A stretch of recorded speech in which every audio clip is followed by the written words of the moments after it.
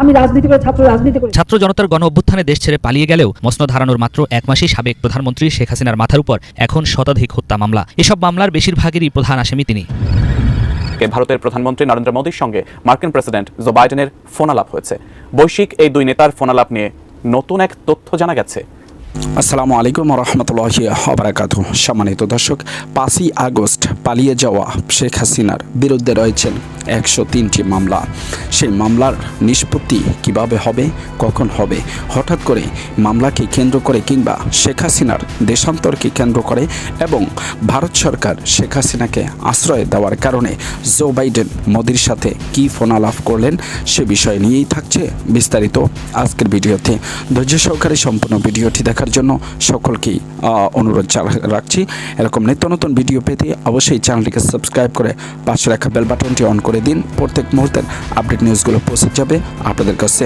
তো চলুন দর্শক, প্রথমে আমরা জানবো 5ই আগস্ট প্রধানমন্ত্রী শেখ হাসিনা বা দেশ থেকে পালিয়ে যাওয়ার পর হঠাৎ করে এতগুলো মামলা একবারে কি করে হয়, সেই মামলার কারণেই বা কী ছিল।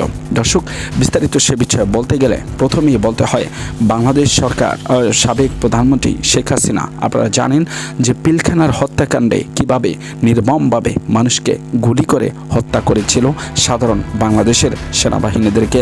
সেই সমস্ত সেনাবাহিনীর ভিতরে ছিলেন বিভিন্ন রকমের কর্নেল, মেজর কিংবা আরও উচ্চপদস্থ কর্মকর্তাগণ। তাদেরকেই শুধু যে খতম করে তিনি ক্ষান্ত হয়েছেন তাই নয়, নতুন করে তিনি গঠন করলেন আয়নাগর। সেই আয়নাগরে নতুন বিএনপির বড় বড় সিনিয়র কিছু নেতা কিংবা মেজর, জেনারেল, অবসরপ্রাপ্ত কর্নেল তাদেরকেও নিয়ে যাওয়া হয়েছে। যখন যারা ভারতের বিরোধিতা করেছিল তাদেরকেই সেখানে নিয়ে চরম নির্যাতন করা হয়েছে। কেউ 10 বছর, কেউ 15 বছর, কেউ 20 বছর, কেউ বা 12 বছর পর্যন্তই আয়নাগরে ছিলেন, যেখানে পৃথিবীর কোনো আলো বাতাস কেউ দেখতে পায়নি। দর্শক, সেই পিলখানার ঘটনার পরে এই আয়নাগরের মামলায়ও সাবেক প্রধানমন্ত্রী শেখ হাসিনাকে ফাঁসানো হয়েছে। শুধু তাই নয়, বাংলাদেশের প্রত্যেকটা অঞ্চলে কি করে আওয়ামী লীগ সরকার ক্যাডার বাহিনী দ্বারা সাধারণ জনগণের উপরে যেই হামলা করা হয়েছে সেই হামলার মামলারও প্রধান আসামি শেখ হাসিনা।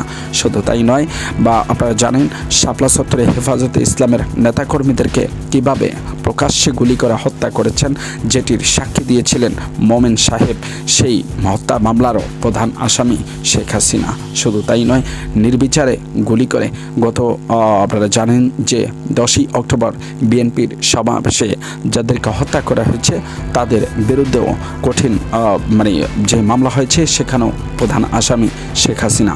শুধু তাই নয়, বিএনপির নেতা ইলিয়াসকে গুম করে হত্যা করার পিছনেও রয়েছে প্রধানমন্ত্রী শেখ হাসিনার হাত। শুধু তাই নয়, রানা প্লাজা ধস করে সেখানে মৃত ব্যক্তিদের লাশের সংখ্যা কমিয়ে তা গোপন করে দেওয়ার পিছনে রয়েছে শেখ হাসিনার হাত। এই রকমের 103টি মামলার প্রধান আসামি সাবেক প্রধানমন্ত্রী শেখ হাসিনা, যাকে ভারত সরকার আশ্রয় দিয়েছেন। ভারত সরকার আশ্রয় দেওয়াতেই এবার কঠিনভাবে খেপে গেলেন জো বাইডেন। হঠাৎ করেই মোদি সরকারের কাছে বা যুক্তরাষ্ট্র থেকে ফোন করে যা বললেন জো বাইডেন, যে কোনো মুহূর্তেই শেখ হাসিনাকে ফিরিয়ে দিতে হবে বাংলাদেশে এবং তার আইনি বিচার নিশ্চিত করতে হবে। যদি সেটা না করে তাহলে মোদি সরকারের সাথে নতুন আরও রকমের কোন্দল সৃষ্টি হতে পারে বলেও জানিয়েছেন একটি টিভি চ্যানেল। দর্শক, কথা হলো যে মোদির সাথে বা হঠাৎ করে জো বাইডেনের যেই বক্তব্য সেটি নেট দুনিয়ায় তোলপাড়। তাহলে কি অবশ্যই শেখ হাসিনাকে ফিরিয়ে দিতে হবে এবং বাংলাদেশে ফিরে শেখ হাসিনার বিচারও কি সঠিকভাবে পাবো? বিস্তারিত দেখতে থাকুন